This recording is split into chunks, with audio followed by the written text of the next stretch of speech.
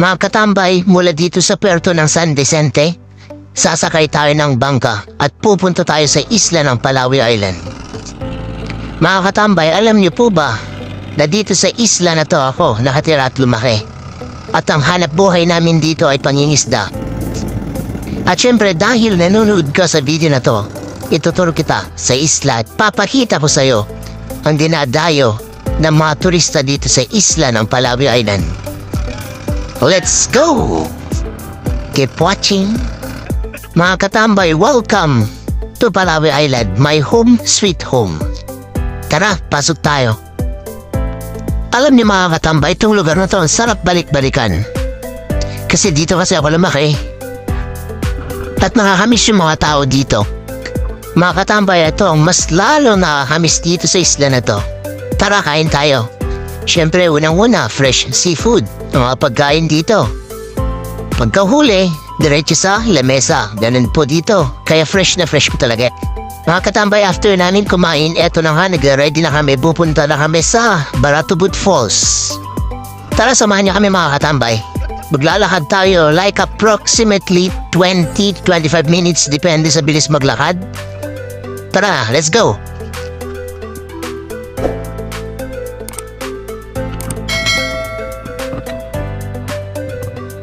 Mga katambay, dito na tayo sa Labunzad Trail.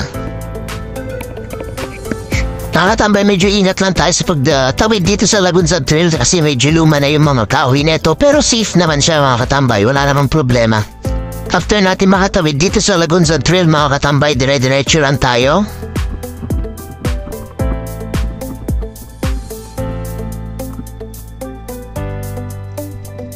Mga katambay, dito na nga tayo sa Leonardo's Trail. At syempre, Baratubud Falls, 1,250 meters.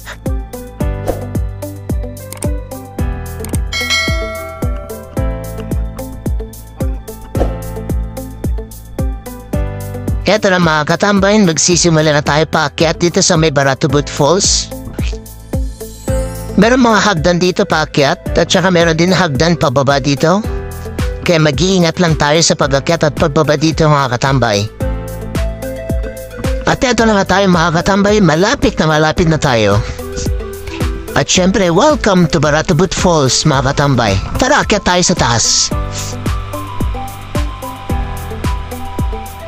Mga katambay, ito na ang Baratubud Falls. Ito ang pinaka-dinadayo ng mga turista dito sa Palawi Island. Sobrang ganda dito mga katambay, kaya sinamantala na rin namin itong pagpunta dito.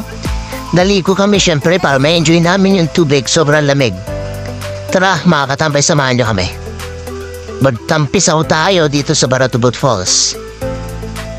Sinulit talaga namin yung pagkakataon na nandito kami mga katambay. Pagkatapos maligo mga katambay, eto na nga, pabalik na tayo. Pababa na tayo ng bundok mga katambay at syempre daan tayo dito sa may palayan.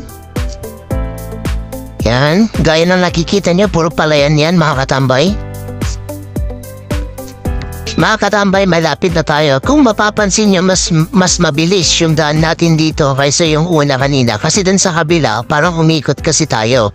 Dito kasi mga katambay, parang shortcut kasi siya. Diretso lang. At eto nga katambay, pagbalik namin, may nakita kami dito nagtitinda ng mga maliliit na crabs. Ang tawag namin dito is gambarong. Isang bongkos, 100 pesos only mga katambay.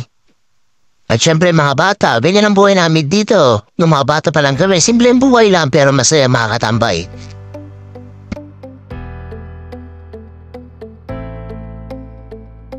Mga katambay, after natin sa Baratubud Falls, punta naman tayo dito sa White Sand, dito sa Palawi Island.